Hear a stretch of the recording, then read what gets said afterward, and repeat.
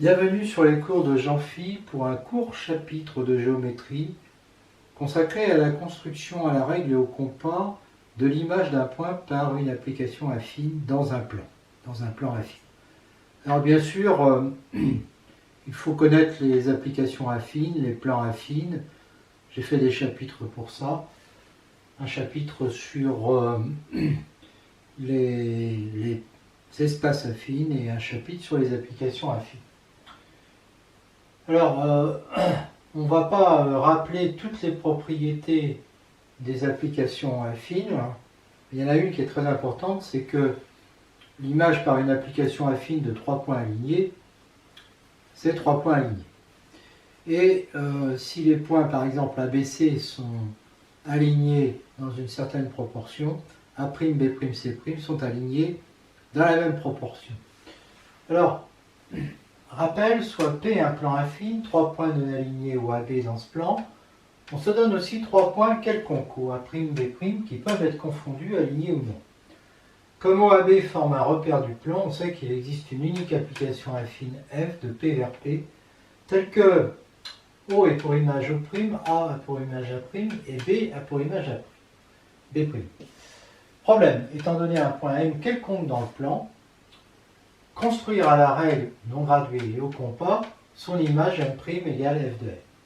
Donc, on sait que si MNP appartiennent à P et ont pour image M', N', P', et que si lambda appartient à R étoile, alors MP égale lambda Mn, c'est ce que je disais tout à l'heure, 3 points MNP alignés, ça implique que M', P' est égal à lambda M', N'. Et c'est ça qui nous donne les mêmes proportions, parce que sur cette droite MP, on va choisir une orientation, sur la droite M', P' aussi, puisqu'ils sont alignés, et on va avoir ces relations. Et alors évidemment, si M est différent de N, parce que sinon on aurait des zéros.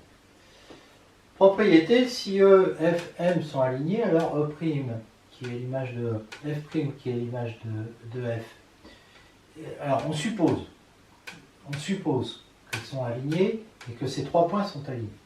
Et si les proportions, ces deux proportions sont égales, alors F de M est égal à P. Alors pourquoi? Parce que E', F', Fm sont alignés et on sait qu'on a cette propriété-là. D'accord?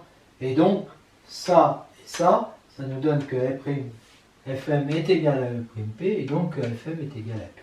On aurait pu traduire aussi ça par des vecteurs. D'accord? Alors j'appliquerai en fait cette propriété que je peux appliquer la propriété P, mais je vais l'utiliser constamment sans dire que je l'utilise. Donc retour au problème, premier cas, O', A', B' ne sont pas alignés, donc ils forment un repère, et donc l'image, le repère OAB a pour image le repère O', A', B', donc F est une bijection. F est une bijection, alors évidemment si M, donc premier cas, si M appartient à un OA, mais n'est ni O ni A. Bon, on sait que M' va appartenir à la droite au' A'. Comment est-ce qu'on va faire pour construire L'? Eh bien, ce qu'on peut faire, c'est un dessin comme ça. Donc j'ai O, A, et puis j'ai M. D'accord? Et j'ai O', A'. J'ai même pas besoin des primes, j'ai la droite au' A'.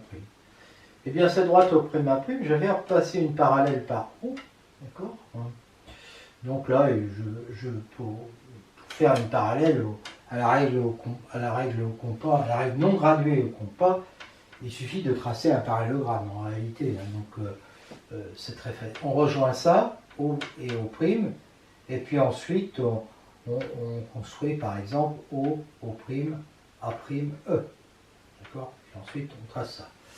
Alors après, on va tracer ces deux parallèles, et comme ça, on aura OM sur OA qui sera égal à OF sur OE, Thalès. Et puis évidemment, comme OE est égal à O'A' et OF est égal à O'G, ça nous fera O'G sur O'A'. Et comme OM sur OA doit être égal à O'M' sur O'A' avec des points O'A', M' qui sont alignés, et là O'A', G sont alignés, donc en fait j'applique la propriété P, je trouve que G est égal à M'. Voilà. Alors si M appartient à OB, mais n'est ni O ni B, bah, c'est identique. Et si M n'appartient ni à OA ni à OB, donc par exemple ici, eh bien on va construire un parallélogramme. D'accord? Un parallélogramme qui s'appuie sur OA et OB. D'accord? Donc on trace des parallèles. Chaque fois qu'on trace des parallèles, c'est possible à la règle non graduée au compas. Par exemple, ces deux parallèles, c'était possible. Pour les tracer, il suffisait de tracer des parallélogrammes. C'est pour fun, mais il suffisait de tracer des parallélogrammes. Donc, une fois qu'on a fait ça, et puis ensuite, eh bien, on va, par la méthode précédente, puisqu'on se ramène dans ce cas-là, puisque E est sur A, on sait construire son image E', puisque F est sur OB, on sait construire son image F', ben on sait que si EOFM est un parallélogramme, E', O', F', M' vont être un parallélogramme. Donc M', c'est l'unique point du plan tel que O', F', M' soit un parallélogramme. Quand on a 3 points, il existe un unique point pour avoir un parallélogramme et c'est gagné. Deuxième cas, les points O', A', B' sont alignés et à l'intérieur de ce deuxième cas, ils ne sont pas tous confondus. Donc 2 des 3 ne sont pas confondus. Je prends O', par exemple, il ne peut pas être confondu avec A' et B' en même temps. Donc forcément, il va être distinct d'un des deux. Bon, s'il est confondu avec A', bien ce que je fais, c'est que je change les noms, j'échange A' et B', et donc en même temps, je suis obligé d'échanger A et B, bien sûr. Et de cette façon, je me ramène au cas où c'est O' et A' qui ne sont pas confondus.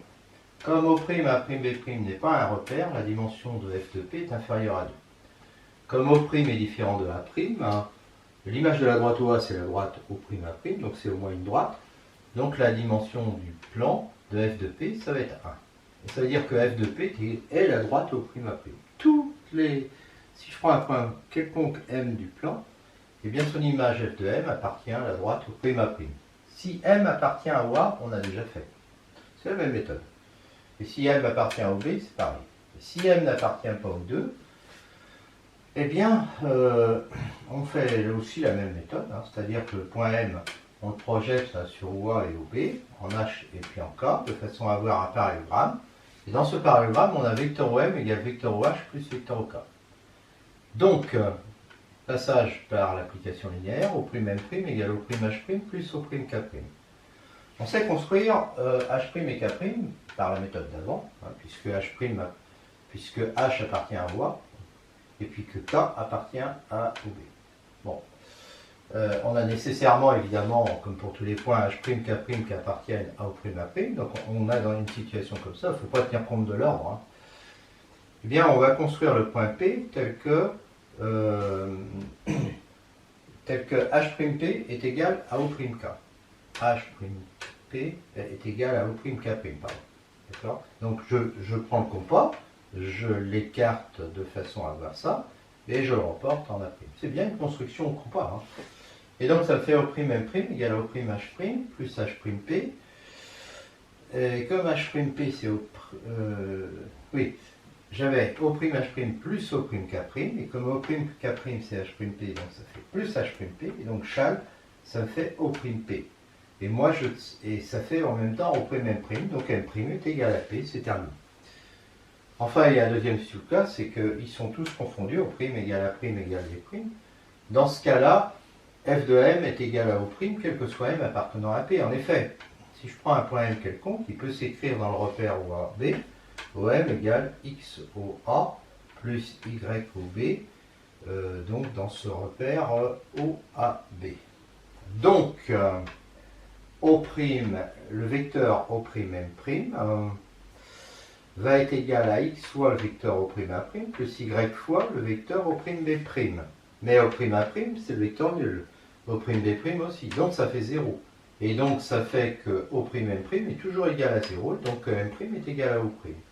Dans ce cas-là, évidemment, l'image du plan est sous espace affine réduit au point, c'est-à-dire un espace affine de dimension 0.